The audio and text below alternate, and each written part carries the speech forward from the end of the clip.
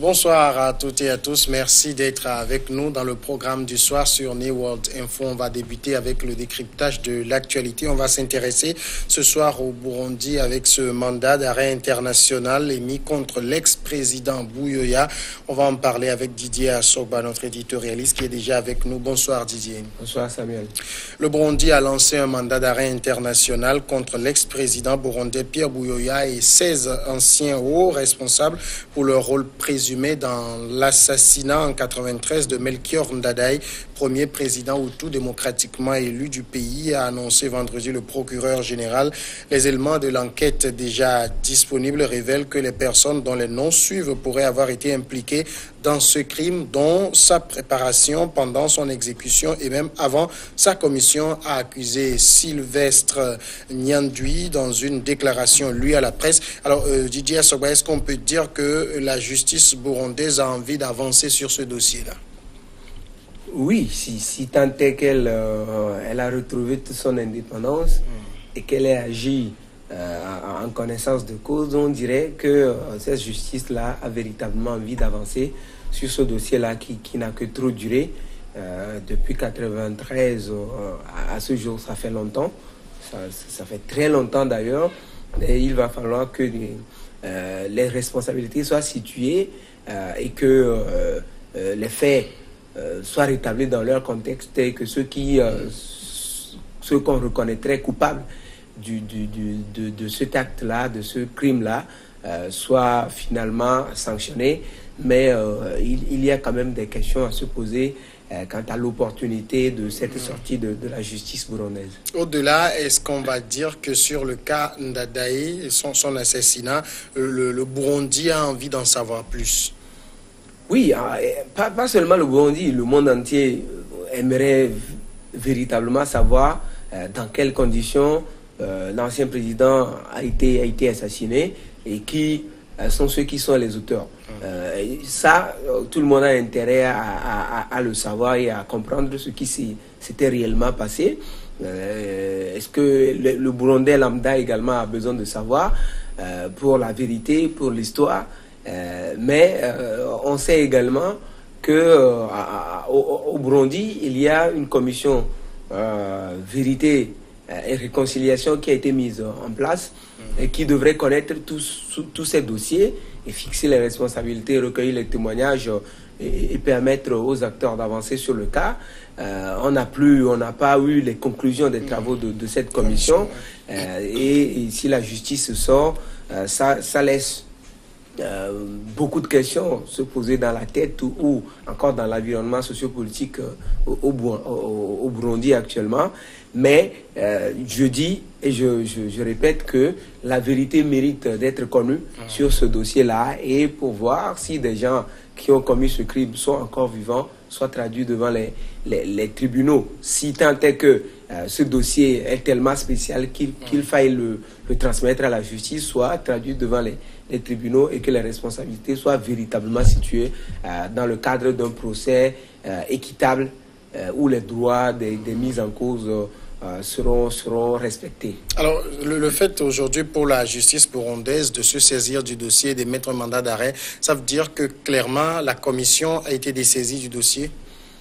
C'est le sentiment qu'on a. C'est le sentiment qu'on a parce que les accords de paix entre les belligérants burundais signés à Arusha ont clairement dit que des dossiers du genre et tout ce qui s'est passé pendant la période de la guerre civile devraient être réglés dans le cadre de la justice traditionnelle pilotée par la commission Vérité et Réconciliation qui a été mise en place. Et on s'attendait que cette commission-là soit celle qui règle les litiges du genre et qui fasse la lumière sur des faits dont l'assassinat de l'ancien président. Mais curieusement, et à l'approche d'échéances politiques et électorales importantes pour le pays, on voit ce dossier-là être extirpés des lots, des dossiers qui devraient être gérés par la commission Vérité et Réconciliation. Et ce dossier spécialement qui devient finalement un dossier d'État, et les autorités burundaises ont fini par émettre des mandats d'arrêt contre des personnalités de l'ex-régime qui dirigeaient le pays avant que ces faits ne soient commis, qui sont pour la plupart à l'extérieur du pays, et certains qui sont à la retraite aujourd'hui, qui sont hors du champ politique. On se demande quelle est l'opportunité de cette sortie sur ce dossier-là, qui, on sait, a été en train d'être réglé par la commission Vérité et Réconciliation. De toute façon, est-ce qu'on peut accuser les autorités burundaises actuelles de se tromper de personne? Parce que s'il y a des gens à interroger, c'est ceux-là qui étaient aux affaires au moment de la commission de l'acte. Non, de toute façon, ça ne dédouane rien. C'est des questions d'analystes que nous posons.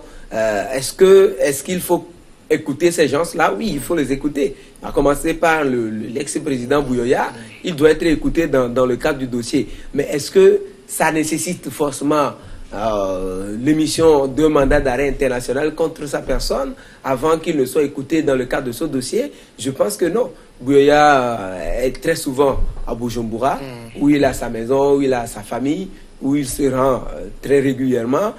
Si on a besoin de l'écouter, on aurait pu attendre qu'il rentre au pays, qu'il soit invité régulièrement dans le cadre de cette enquête-là, et qu'il soit écouté par les juges d'instruction, et que ses droits d'ancien président lui soient reconnus dans le cadre de ces procédures-là, et que si des éléments l'accablent, et qu'on le dise clairement, et que s'il le faut, il faut le traduire devant les tribunaux. Mais je doute fort que des tests au Burundi permettent d'établir véritablement la responsabilité d'un ancien président, parce que le président de la République, devant les lois, presque dans tous les pays africains, n'est pas comptable. C'est peut-être ses collaborateurs, ses anciens ministres et les ex-généraux, mais je pense que Pierre Buyoya est une personne clé à écouter dans le cadre de ce dossier-là. Il pourrait apporter des éléments, mais émettre tout de go un mandat international contre lui, alors qu'il n'avait même pas été écouté sur le dossier, et on n'a même pas demandé sa collaboration, et également tous ces ex-collaborateurs contre qui on a émis ces mandats d'arrêt, et qu'on a commencé par arrêter, laisse poser véritablement d'autres questions, à savoir si les autorités actuelles du Burundi n'ont pas d'autres agendas qu'ils déroulent. Est-ce qu'il y a quelque chance que ce mandat soit exécuté? Ça va être difficile. Ça va être difficile dans la mesure où l'actuel président, on le connaît, Pierre Nkurunziza, n'a pas bonne presse auprès de plusieurs présidents africains. On sait la façon dont il s'est pris pour faire finalement un troisième mandat à la tête du pays contre la volonté de tous et contre les conseils de tous les présidents, enfin, de tous ses amis ou ses anciens amis présidents qui lui disaient d'exécuter véritablement l'accord d'Arusha. Il est le seul à l'avoir violé véritablement, et pour pouvoir avoir la main libre et continuer de diriger le Burundi sans contestation, il a contraint la plupart de ses opposants à l'exil, et aujourd'hui c'est lui seul qui est le maître à bord, même s'il a fait une récente déclaration disant qu'il n'est plus candidat à l'élection présidentielle de 2020.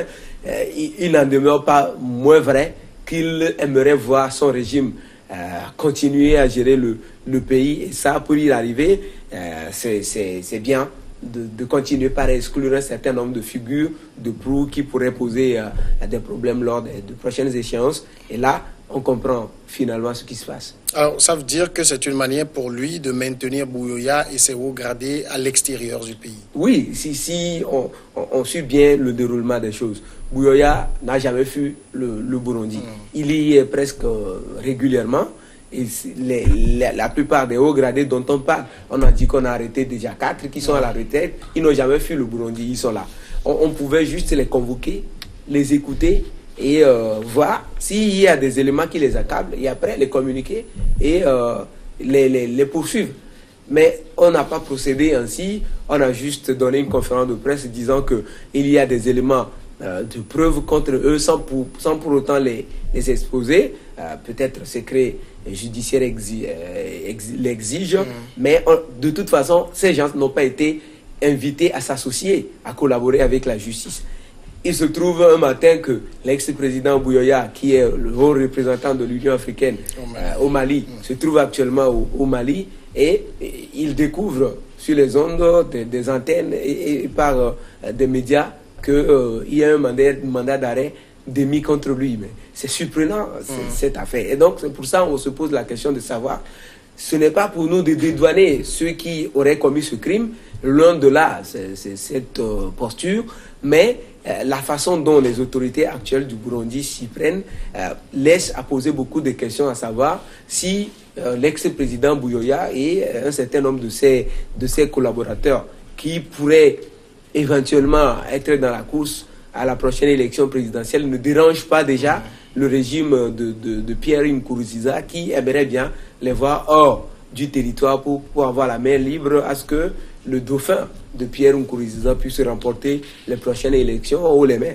Alors, est-ce que ça veut dire quand même que pour Buyoya lui-même, qui a déjà déclaré, tout laisse à penser qu'il s'agit là d'une simple manipulation politique, il va comprendre le message et rester à l'extérieur, ou il va rentrer au Burundi pour voir qu'est-ce qui se passerait? Non, je ne sais pas ce qui va se passer véritablement avec l'ex-président, mais je crois véritablement qu'il va courir un risque en rentrant au Burundi, parce que Pierre Nkurunziza ne lui fera aucun cadeau, comme il n'en fait d'ailleurs pas à qui que ce soit depuis qu'il a véritablement envie de rester à la tête du Burundi, en violation des accords d'Arusha, et il a décidé de maintenir la plupart de la coalition, la plupart des leaders de la coalition de l'opposition qui étaient contre lui en 2015. On a vu la plupart ont été poursuivis, certains ont même été assassinés, plein sont partis en exil, soit au Rwanda, soit au Congo.